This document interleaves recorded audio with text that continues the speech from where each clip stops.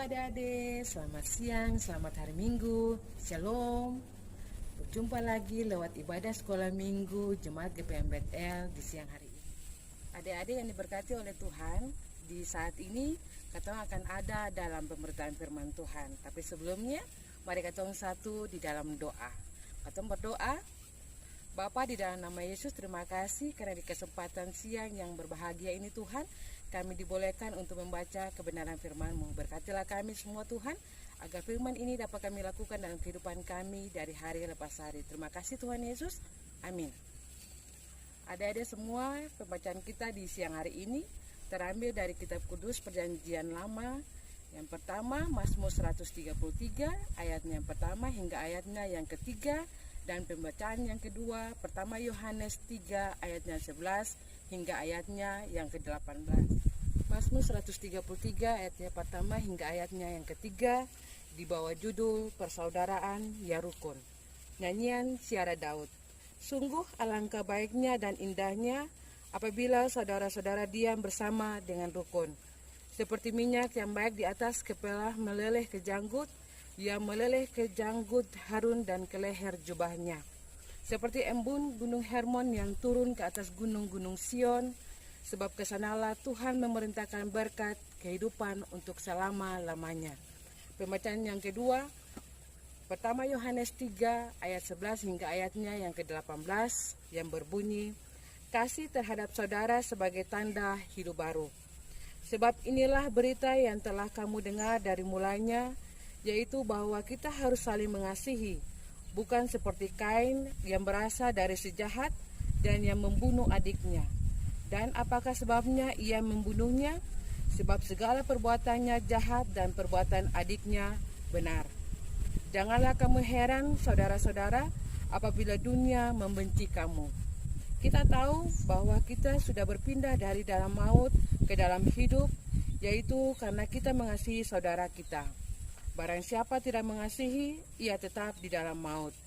Setiap orang yang membenci saudaranya adalah seorang pembunuh manusia.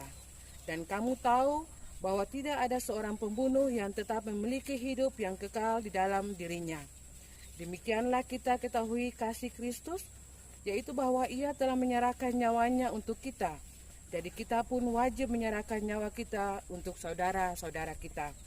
Barang siapa mempunyai harta duniawi dan melihat saudaranya menderita kekurangan, tetapi menutup pintu hatinya terhadap saudaranya itu, bagaimanakah kasih Allah dapat tetap di dalam dirinya?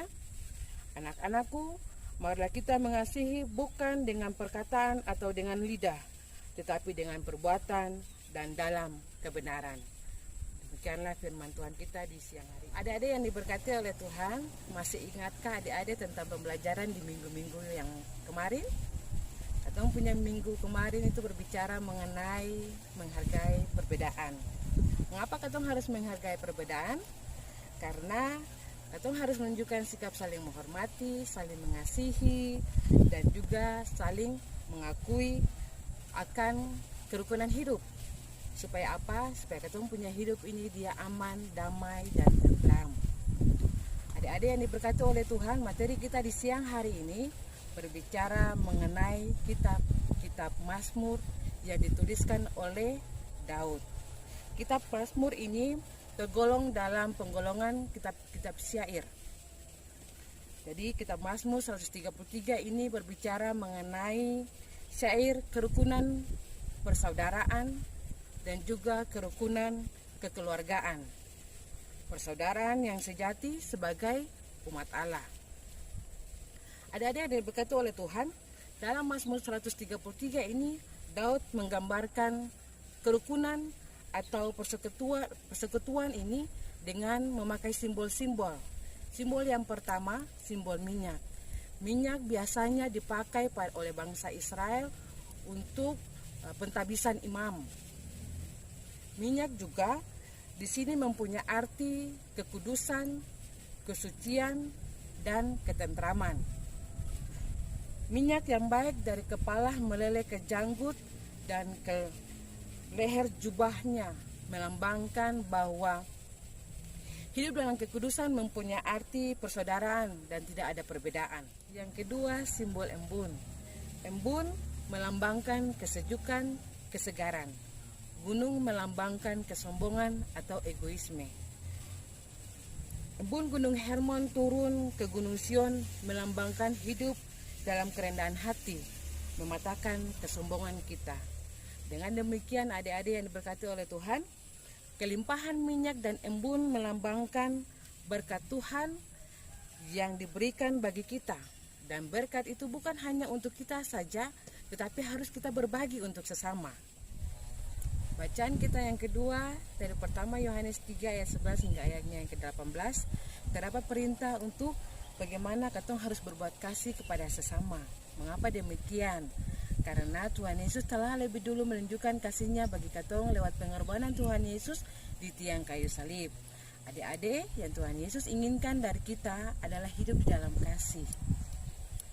Adik-adik yang diberkati oleh Tuhan, dengan demikian makna persaudaraan sejati lewat pembacaan kita tadi yaitu kita harus hidup dalam kasih, hidup dalam kekudusan, hidup dalam kerendahan hati, menjauhkan diri dari sikap mementingkan diri akan mendatangkan berkat dan sukacita di dalam hidup.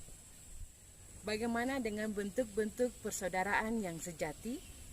Bentuk persaudaraan yang sejati itu adalah berbagai persekutuan yang dibangun berdasarkan kasih Yesus yang sejati, seperti persekutuan keluarga, persekutuan unit, persekutuan sektor, maupun persekutuan jemaat. Dampak dari persekutuan yang sejati di dalam hidup ini adalah hidup terasa aman, damai, tentram, sukacita. Adik-adik yang diberkati oleh Tuhan, sebagai anak tanggung 3 yang mestinya harus adik-adik lakukan di dalam kehidupan sehari-hari yang mencerminkan hidup persaudaraan yang sejati adalah mengasihi dan menghormati orang tua di rumah, mengasihi dan menghormati kakak, adik, semua orang yang ada di dalam keluarga kita, dan juga mengasihi orang-orang yang ada di sekitar kita dan juga yang kita jumpai. Adik-adik yang diberkati oleh Tuhan, dengan demikian Tuhan akan memberikan berkat, dan berkat itu akan kita terima apabila kita melakukan tugas dan tanggung jawab kita sesuai dengan apa yang Tuhan telah ajarkan bagi kita semua. Tuhan Yesus memberkati kita semua di saat ini. Amin.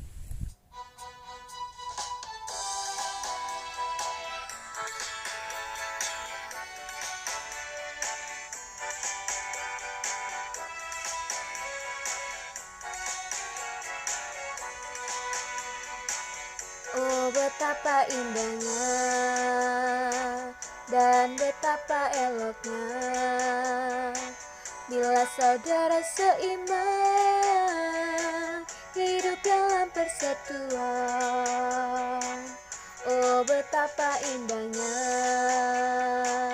dan betapa eloknya bila saudara seiman hidup dalam persatuan. Bak urapan di kepala Harun yang kejanggut dan jubahnya turun, seperti embun yang dari Hermon mengalir ke bukit Sion. Kesana telah diperintahkan Tuhan agar berkat-berkat dicurahkan, kehidupan untuk selamanya. Oh, betapa indahnya. Adik-adik, demikian kita punya ibadah sekolah minggu di siang hari ini. Tapi sebelum kita berpisah, mari kita satu di dalam doa. Bapa, di dalam nama Yesus kami mengucap syukur dan berterima kasih karena di kesempatan siang hari ini Tuhan sudah boleh mengizinkan kami untuk kami mendengarkan kebenaran firman Tuhan dan materi yang boleh diberikan pengasuh bagi kami.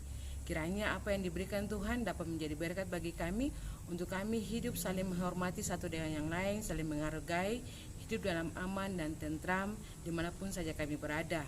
Tuhan Yesus, inilah doa dan sembahyang kami di saat ini Tuhan. Kami akan berpisah satu dengan yang lain. Untuk itu kami minta penyertaan Tuhan dalam sudut kehidupan kami. Kiranya kasih karunia dan damai sejahtera yang berasal daripada Allah Bapa mau selalu dan senantiasa memberkati kami semua yang beribadah kepada-Mu di saat ini, teristimewa anak-anak tanggung 3 Jemaat GPM Bethel hari ini, esok, sampai selama-lamanya. Amin.